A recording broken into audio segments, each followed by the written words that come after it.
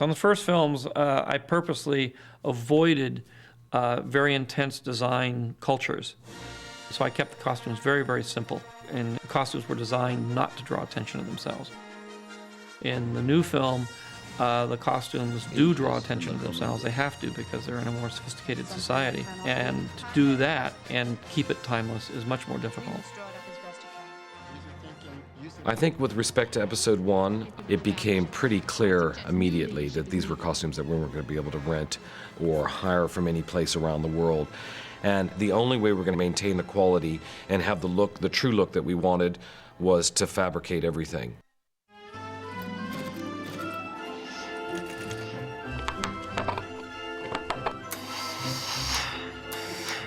At our busiest, we were using maybe 50, 60 people just in the costume department.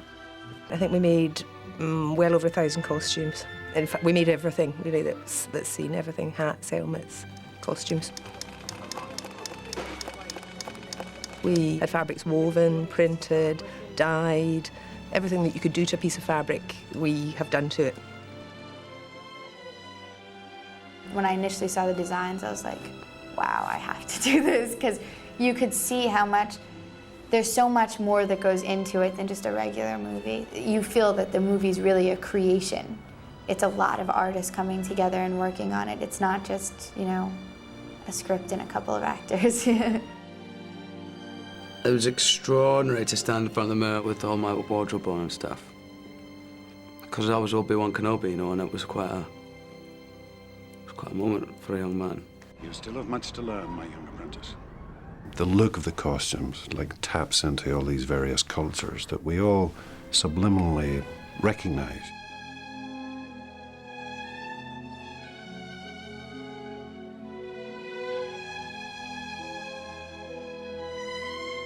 The designs are a little more outlandish, especially for the Queen. We looked all over, Mongolia and Tibet and just everywhere to find inspiration for our costumes. This is where we're going to get killed the most, or I'm going to get killed. I have very scrupulously avoided fashion in the other movies. I made the Princess Leia, very, very simple, just completely simple. No design, no fashion, no nothing. And this time we're walking right into a fashion statement, head on. When I first started in the film, we were going to have 3 costumes for the Queen. And as time went on, George decided that every time we saw the Queen, that she was going to have a different costume. Somebody of that stature would automatically be changing her costumes to fit the occasion. She travels, she goes to the Senate, she has sort of official functions and non-official functions, and each one of those demands a different type of costume. Ian McKay did a lot of the drawing, and various other people in the conceptual art department, and sort of showed them to George at the art department meetings, and then, came back and said, yes, George likes this one, doesn't like that one. Some suggestions for some of those new costumes. Ooh! If you could make that line more... You basically take the screenplay and the written word, if you get to read it, or a verbal description from the director, if you don't, and imagine it. Has a little loop on the side of her trousers for the gun belt to be held down there. The ski pant outfit. It's one thing to be able to draw something on a piece of paper and another thing to actually make it three-dimensional and work. But Tricia couldn't do that. She had to actually deal with it and make it work in the real world. I think you quite like the idea of being able to see through it. Yeah. I think 4 inches on the centre backs. So there was a lot of redesigning that had to go on. So this is red. And a lot of working with different types of fabrics, pretty intense, different kinds of materials, different kinds of jewelry, and make it all fit together. 4 1/4 inches across. So what was that mark the centre of? Yeah. I went to London and discovered what a real costume designer does, which is take 20 different fabrics, go, and the next thing you know, there they all are, and they're pinned up, and it's a sheet of black just like you drew, but it's, 10 different pieces of material. This is the part of the Queen Travel 1 costume. It's completely handmade, so you start with a sheet of almost clear, it's like a cellophane. You do your design on it, and when you finish that, you stick it in water, and the clear fabric disappears, leaving the lace.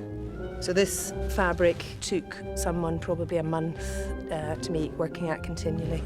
It will be ratified by the Senate. I will not. We use quite a lot of antique pieces in various places, antique trimming and fabrics from various parts of the world. This, I think, probably was about 1910. But it was quite difficult to tell just because it was a lace piece with sort of odd bits. Some of the motifs weren't complete, so we had some fantastic sort of embroiderers here who managed to bead it all back and add in the beads to make it look like one complete piece. Tricia is very good at bringing in antique cloths, various kinds of weights of cloth that would move different ways when they were layered on top of each other, things that I hadn't had a lot of experience with, and so I learned a great deal from Tricia. This was quite a time-consuming fabric to create because all the stones were gathered sort of on a beach. We did have problems with this in Tunisia because with the heat, the rubber sort of expanded slightly and we had stones popping out all over the place and spent quite a lot of time having to put them back in again. I thought that collar was meant to be slightly set back, but that's quite flexible, isn't it? That was a smaller piece and then had another piece here, depending on how fat to go underneath. It's very easy in a movie to want to make everybody be the same because then you can just replicate a particular costume. We've done 2 versions of this armour in different types of quilting. To do individual costumes and do them in the thousands is a very, very difficult task. But I did want the military to have several different kinds of outfits, that the officers were different than the enlisted men, that the pilots were different than the troopers. I'm going to say you've got a belt, you've got gloves. That thing on your head is perhaps a hat? Goggles and boots.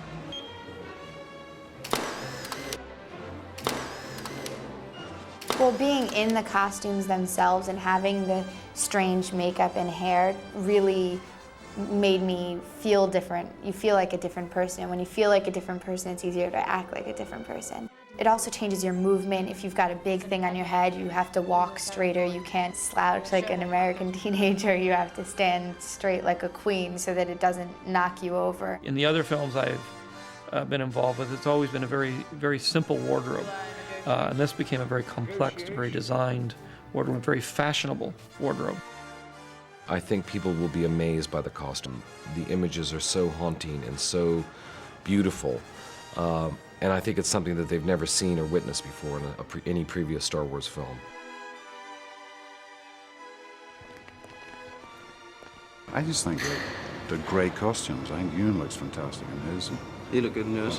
You look fantastic. It's good for like the effect of the film, as long as it doesn't like give me brain damage or anything. I'm all for it.